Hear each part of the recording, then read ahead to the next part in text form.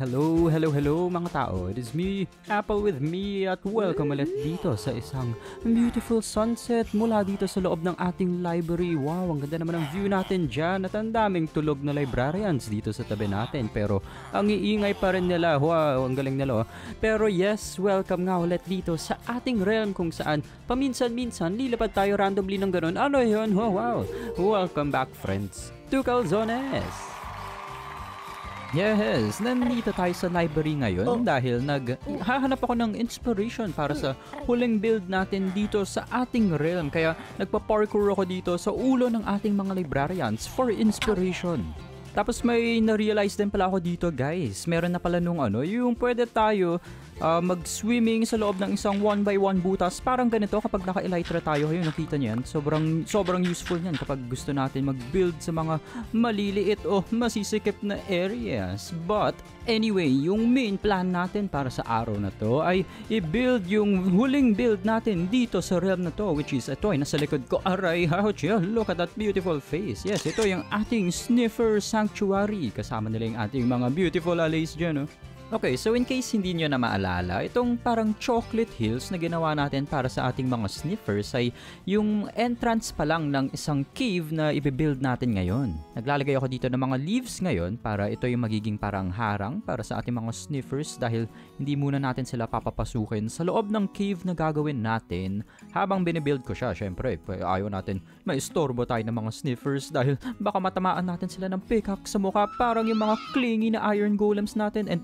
kita nyo yun, yung sobrang useful nga na pwede tayo mag-swimming with our elytra sa ilalim ng mga one block wide gaps. Yeah. Ay, di ko pala nasabi, yung reason na gusto ko gawin ngayon lang yung ating Sniffer Sanctuary even though matagal ko na siyang pinaplano ay dahil gusto ko sana ng beacon para mas mabilis tayo mag-mine dito lalo na pag nasa stone areas na tayo dahil with haste 2, tingnan nyo naman yan, nagiging insta-mine yung ating mga stone. So, yung buong point ng natin dati, yung Wither Skeleton Farm ay dahil gusto ko lang ng beacon and yeah, isang beacon lang naman kailangan natin pero sobrang overkill na gumawa tayo ng isang buong farm para sa isang item pero ewan ko, para sa akin isa sa mga nagpapasaya sa Minecraft yung kapag may kailangan akong isang item, gagawan ko siya ng isang buong farm so para makagawa ng isang build, gagawa ako ng isa pang build so never ako nauubusan talaga ng mga pwedeng gawin dito sa game na to but yeah, i-update ko na lang kayo kapag meron na tayong mas malaking butas, baka matagal-tagal pa yun. Wow, ang bilis laki ng butas bigla.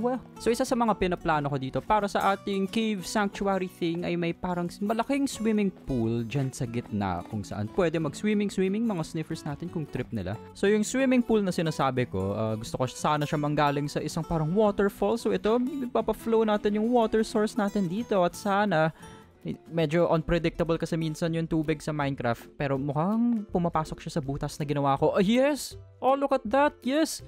Okay, na-surprise ako na gumana yun without any issues. Akala ko sobrang kakalat itong tubig natin. Yehey! And here is another update. Yes, ito, meron na tayong mas malinis na itsura para sa ating swimming pool at medyo pinapalaki ko pa yung cave natin dito. So, medyo malaking effort pa rin to, para makagawa ng malaking cave para sa ating malalaking boys, sniffy boys. Yes, maraming malalaki talaga dito.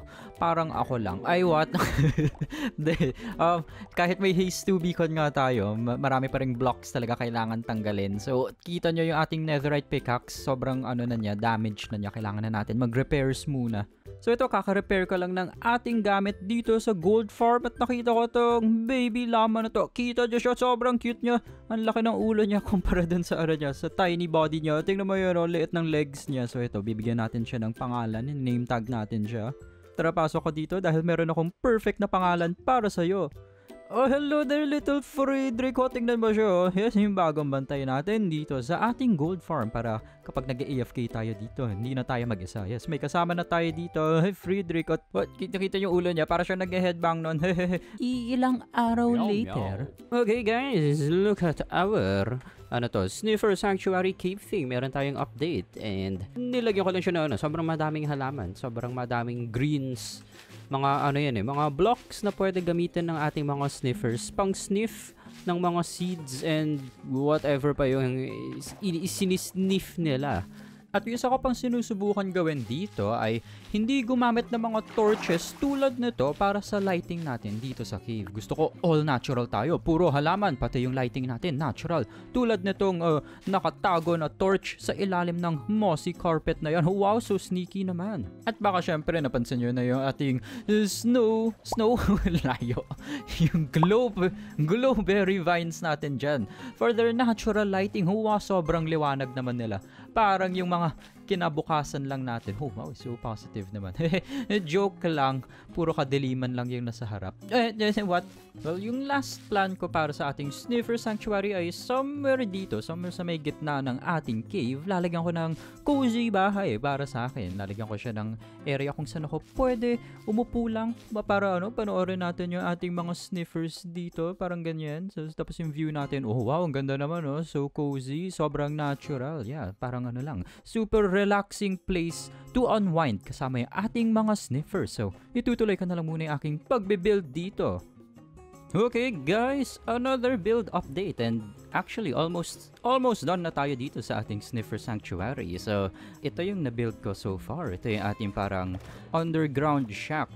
Yung cozy shack natin dito para mapanood natin yung ating mga sniffers dito sa area na to. So, well, super simple lang siyang bahay. O, kita nyo yung design. Nothing fancy dito. So, yung gusto ko kasi sana para sa bahay na to ay parang may kwento siya. Parang a long time ago, meron nag-set up ng bahay dito. Tapos, ngayon, parang matagal na siyang inabandon at kinakain na siya ng mga halaman. No? So, dito sa loob, meron tayong very beautiful interior design. So, nandito yung ating upuan para mapanood natin yung ating mga sniffer friends. Nag-enjoy dito. Nagsiswimming sila. And yeah, nice and cozy. Upo lang tayo dito. And yung ating actual bahay, tingnan nyo yung sobrang beautiful interior design ko dito. Wow! Okay, well, usually talaga sa mga builds hindi ko ginagawa ng interior. So, actually, ito more interior na to than usually na ginagawa ko sa mga builds ko. So, at least ito may konting pagka-design. And yun nga, yung idea dito is mukhang nakakain na siya ng wala na siyang ceiling. Yung ceiling niya, puro dirt na lang and moss. And ito, parang nasisira na yung yung bubong niya or something. So okay, pwede na ata natin pakawalan yung ating mga sniffers dito sa ating Sniffer Sanctuary area. Laki na ng space nila dito. Nakakaingit naman yan. Ay, dami ko na palang nakukuhang mga sniffer drops dahil sobrang tagal ko nang nagbe-build dyan. So, pinapasa lang sa akin ng ating mga allays. Pero, yeah, ito na. Papakawalan na natin yung ating mga sniffers. Yes, be free guys. Be free big boys, sniffy boys. Yan. Punta na kayo sa inyong bagong malaking area dyan. Yes. Parang ayaw nila pumunta doon, ha? Hilahin natin silang lahat papunta sa kanilang bagong home. You will enjoy this bagong home. Pinaghirapan ko to. Tara na, mag-enjoy na kayo lahat dito. Oy, ingat kayo. Ang ganda na ng area nila. At ewan ko, sobrang ganda na ng area na to dahil merong buhay talaga. As in, maraming halaman, maraming greens, maraming actual na buhay na sniffers. Yay! Ang ganda ng itsura. So, yung kailangan na lang natin gawin ay ipasok yung ating mga allays dito para mabuo yung farming aspect ng build na to. So ito, gumawa ako ng entrance dito. Gawa siya sa super simple sa entrance natin. Cobblestone and oak lang. And itong mga natin, mga allays natin. Oh, hello there, Mel Gorgeous. Ang ganda ng pangalan mo dyan. Yeah. Mga allays natin, ipapasok na kasi natin sila. So ito, gumawa rin ako ng entrance para hindi makalabas yung allays at yung ating mga sniffers dyan sa area na yan. Medyo kailangan pa ng konting finishing touches dito sa cave natin. Tinatakpan ko kasi yung mga blocks na hindi mukhang natural. Gusto ko sana tanggalin yung mga parang diorite or granite, yung mga ganun, yung mga hindi natural looking na tulad ng kahit dirt or moss natin. Yung mga stone siguro iwan na natin yan dyan. Pero yeah, okay na yan. And okay na siguro yung area natin. Kailangan ko na lang i-set up yung redstone para sa ating mga allays para gawin medyo farm din yung area na to. Okay, so nalaman ko na sobrang simple lang pala ng redstone na kailangan para sa ating mga allays para mapunta sila. Oh, it's rainy. A bit of bangus for you, sir. A bit of bangus. A bit of bangus for you. A bit of bangus. Whoop.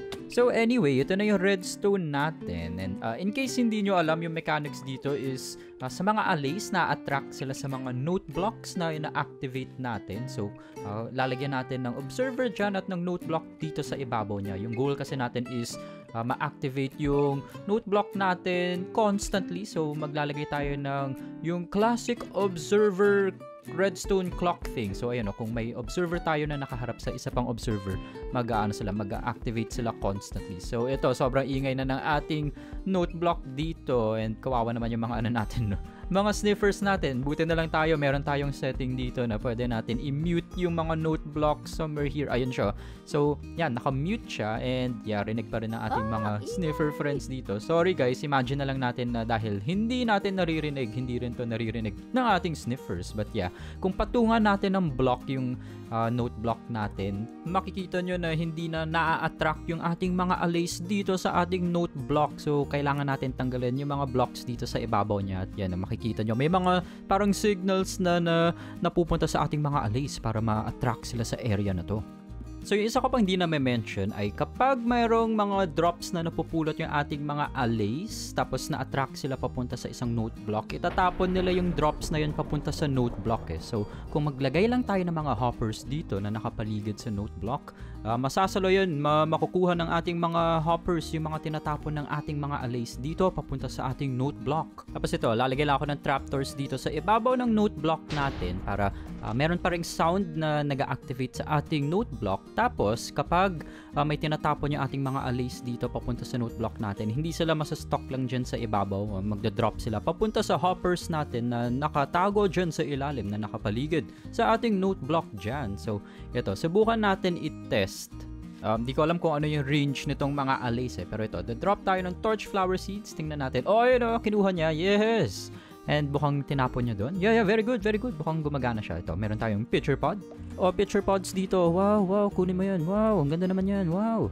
So, di natin nakita di ko nakita kung tinapon niya. But, mache-check natin dito. And ayun, napupunta dito yung drops. So, yeah, yun na yung ating sniffer sanctuary. At kita nyo dyan, gumawa ko na isa pang note block setup, drop-off point thing dyan para sa ating mga allays. Just in case merong mga drops dyan sa kabilang side na napupulot yung ating mga allays. And yeah, I think pwede na natin iiwan yung ating mga sniffers dyan. Pati yung mga allays natin, di na sila sumusunod sa akin. Kita nyo kasi tinatawag sila ng ating mga note blocks dyan. So yeah, tapos na talaga tayo dito at pwede na natin isarado yung chapter na to sa ating Calzones journey. And finally, gagawin natin yung huling objective natin dito para sa realm, which kung naalala nyo ay i-collect lahat ng mga mob heads at merong isang mob head na lang na kulang sa ating collection. At yun ay siguro yung pinakamahirap na mob head, which is yung piglin mob head. So kung napanood nyo yung mga nakaraang episodes natin, alam nyo na kung paano kumuha ng mob head. Kailangan natin ng charge creeper at buti na lang merong thunderstorm ngayon. Check natin kung meron pa. Ayun, meron pang thunderstorm. Okay, so susubukan natin puntahan yung isang area na na-set up ko na yun. Matagal ko nang pinaplano to eh. Kung saan ko i-set up yung nether portal natin para sobrang bilis natin talaga pag nagre-riptide. Okay, akala ko pwede mag-spawn mga hostile mobs kapag may thunderstorm tapos daytime, pero hindi pala kasi wala akong nakitang kahit isang hostile mob. Gusto ko sana makakuha ng charge creeper na sa thunderstorm na yun kanina, pero well, since wala tayo nun, ito, set up ko na lang muna yung portal natin dito. So tulad nga ng sinasabi ko kanina, pinaplano ko na to dati pa. At itong location ng portal natin, maglilink siya sa isang crimson forest biome sa nether dahil yun yung may maraming mga piglins para hindi na tayo mahirapan masyado makakuha ng piglin mamaya. So, set up ko na lang rin yung mga kailangan natin doon sa nether. Ilang oras later. May thunderstorm ulit. Okay, medyo na-setup ko na yung kailangan natin para dun sa nether side. Pero ito, nagka-thunderstorm and kailangan ko na kunin yung opportunity para makakuha ng, thunderstorm to, no? Ay, opportunity para magkaroon ng charge creeper. A bit of bangus for you, sir. Let's go. Ito, Riptide pabalik dun sa area natin, sa portal na sinetop natin kanina. Sana may creeper tayo makita doon. Sobrang bilis natin, wala akong makita. Wait. Oh no, sad. Wala nang thunderstorm ulit. Okay, ito. Papakita ko na lang sa inyo yung update sa yung nether side natin. So, yung mangyayari is, susubukan natin magdala ng charge creeper sa loob nitong nether portal natin. Wala siyang ibang pwedeng puntahan dito except mahulog dito. Lalagay tayo ng minecart dito. For example, ito. And then, mapupunta siya dito sa obsidian chamber na to na nakabukas pa ngayon pero sasarado natin siya ng ganyan. And then, habang nandiyan siya sa minecart, tatamaan ko lang siya nito posporo natin ng ating flint and steel. So, yung kailangan natin ngayon is maglagay ng isang piglin dyan sa tabi ng ating charge creeper. So, Penge head, thanks po. Okay, kailangan ko ng isang piglin lang. Papahabol ako. So ito, nagpahabol nga lang ako dito sa ating piglin until umabot kami sa isang area na pwede ko siya i-name tag safely. Isa na lang natira sa kanila. So ito, na-name tag natin siya. Penge ng heads po, thanks. And then, magpapahabol na lang tayo hanggang dito sa boat na binaba ko. Tapos ibababa na lang natin siya dyan. And ayan, nakasetup na siya. So charge creeper na lang talaga kulang. Okay, so para makakuha ng charge creeper, iniba ko na lang strategy ko. Huhulin na lang tayo ng isang creeper at itatabi natin siya dito sa portal natin. O yan, impaling 5 damage para sa'yo.